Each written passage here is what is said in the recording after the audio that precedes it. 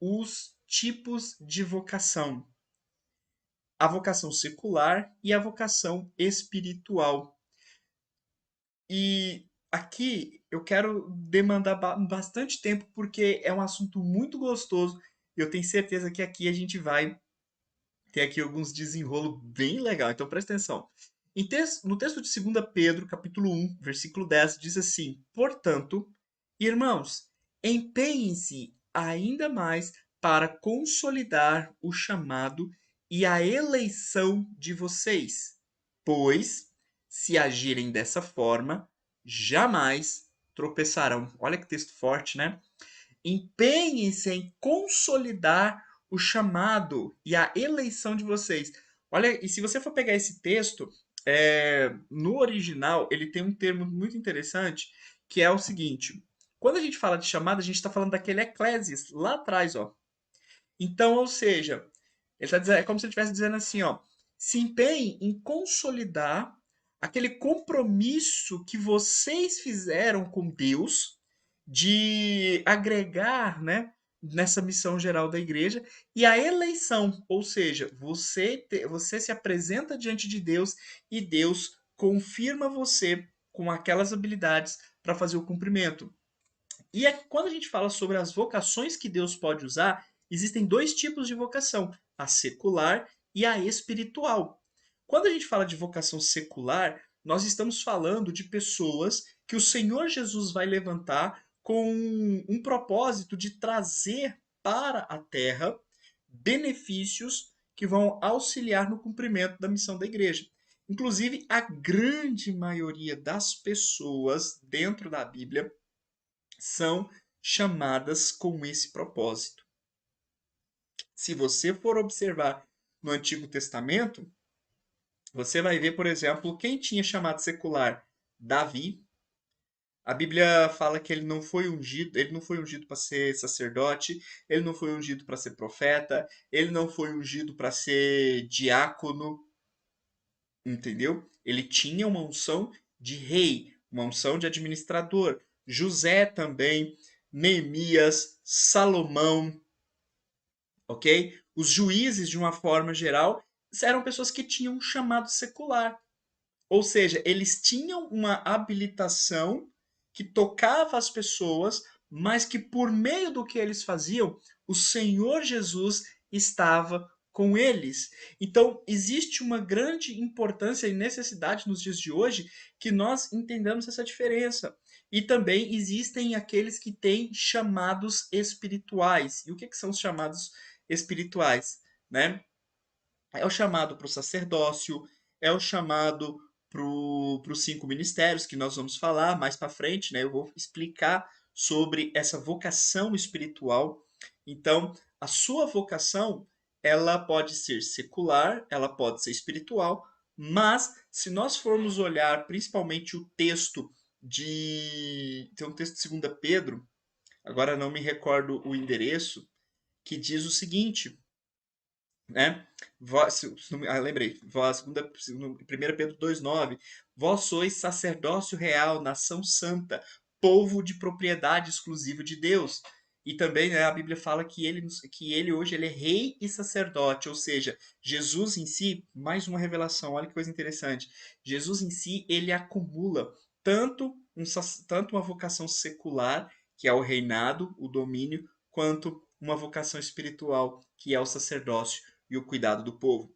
E por que que Deus Deus ele permite que pessoas tenham esse tipo de eleição, mas há pessoas, por exemplo, que vão ter o que nós chamamos de dupla vocação, tanto uma vocação espiritual quanto uma vocação secular.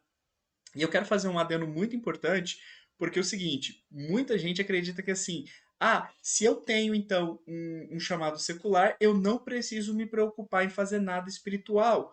Porque, um exemplo, Deus me chama para ser bancário, né? Eu vou servir a Deus lá no banco, criando mecanismos para ajudar as pessoas a pagarem menos juros, e lá também eu vou aproveitar e vou falar, né, o que a Bíblia pensa sobre dinheiro, e aí as pessoas vão ficar felizes e pronto, acabou meu ministério. Não. tá? O fato de você orar, de você interceder, é o cumprimento. Você pode também exercer esse chamado de uma forma de serviço, né? O serviço ele vai complementar. Por exemplo, eu conheço pessoas que têm um talento para ganhar dinheiro. Eu conheço um rapaz que Deus deu para ele um talento para mexer com marketing digital, né? É um cara que assim, ele entende, ele tem domínio, ele tem tudo isso. É o chamado dele, é uma vocação secular que ele tem. Mas Deus pode usar essa vocação a serviço do reino? Claro, porque através disso ele pode ajudar pessoas, ele pode ajudar sacerdotes, ele pode ajudar pessoas que precisam muitas vezes sobreviver a criar mecanismos para que essas pessoas venham cumprir o desígnio espiritual, o desígnio evangelístico. Ele pode, por exemplo, tocar em pessoas que hoje talvez um pastor não poderia. Muita gente não sabe, mas tem lugares, por exemplo, que se você chega falando que você é pastor, você não entra. Então, eu lembro de um caso muito interessante que aconteceu comigo. Para quem não sabe, eu sou professor particular de inglês e eu tinha um aluno e esse aluno ele tinha muita raiva de pastor por causa de alguns episódios que aconteceram. E um dia a gente conversando e esse aluno virou para mim, eu dava aula para ele bem tarde da noite, né? Era das 9 às 10, e ele virou e falou assim: Eu queria ver um pastor sentado, trabalhando uma hora dessa, igual você tá fazendo. E eu nunca tinha dito para ele que eu era pastor. Naquele momento, né, seguindo a sabedoria daquilo que o Espírito Santo colocou no meu coração, eu disse para ele: Olha, cuidado, porque às vezes você pode conversar com o pastor e não saber. Não, mas porque o pastor isso, o pastor aquilo, aquilo outro. Ele falou: Se eu ver um pastor trabalhando, igual você está trabalhando aqui, ó, sem medo, sem disposição, o dia que esse cara falar, aí sim eu vou parar para ouvir. Aí eu tirei a minha funcional e disse: Então tá bom, prazer, eu sou o pastor Leandro. E ele tomou um susto, ouviu, foi algum tempo na igreja, Deus começou a fazer uma obra na vida dele, da família dele, e depois disso, Deus começou um processo de transformação. Então perceba que Deus usou uma situação secular para o cumprimento de um chamado espiritual. Existe um caso interessante de pessoas, por exemplo, que têm essa dupla vocação que a gente chama, que é de você utilizar uma vocação secular a serviço do espiritual, que é, né, o pastor americano o reverendo Robert Shady. Esse reverendo ele veio da Escócia para São Paulo em 1875 com o intuito de cumprir o seu desígnio de médico. Né? Ele não veio para servir como pastor e naquela época quase não existia igrejas evangélicas no Brasil. Então ele abriu a igreja presbiteriana em São Paulo e ele conseguiu ter esse acesso por ser médico. Então por isso que às vezes é importante que você exerça a sua vocação. Então, às vezes, por exemplo, tem pessoas que vão ser chamados para ser pastores, mas também vão ter chamados para serem advogados, como é o caso, por exemplo, do nosso ministro, né, lá do Supremo Tribunal Federal, o André Mendonça, que é um pastor, é um servo de Deus, mas também é um advogado, é um conhecedor das leis. E aí você pensa assim, por que Deus permitiu que ele entrasse lá? E aqui eu não vou entrar em mérito de política, disso, daquilo, não quero que o YouTube derrube a nossa live, né? Por questões de conteúdos, mas para você ter uma ideia, pessoas com dupla vocação, né? Como que eu vou entender isso então? Quando eu pego a habilidade secular que Deus me deu e eu consigo usar aquilo para fazer com que a igreja cresça, que ela cumpra aquele propósito de tocar aqueles que são inalcançáveis, aconteça. Então, aí você tem uma vocação que pode ser para arte, uma vocação que pode ser para, né, tem as vocações que podem ser assim das mais diversas, artes, música, tem pessoas, né, pessoas, por exemplo, que vão ter talento com escrita e podem utilizar textos, igual, vou dar um exemplo para você, C.S. Lewis. O C.S. Lewis ele é um autor conhecidíssimo no mundo por causa da sua obra, As Crônicas de Nárnia. Quem lê o livro entende ali claramente que o livro retrata, né, ainda que de uma forma velada, o relacionamento de Cristo com as crianças, né? Inclusive, se você assistiu os filmes e você lê ali aquela fase da série dos livros que os filmes retratam, né? Você vai ver que os meninos, por exemplo, são chamados filhos de, os meninos são chamados filhos de Adão e as meninas chamadas filhas de Eva. Então, ou seja, uma tentativa ali de levar pessoas para a narrativa bíblica e conhecerem Jesus por meio da vocação.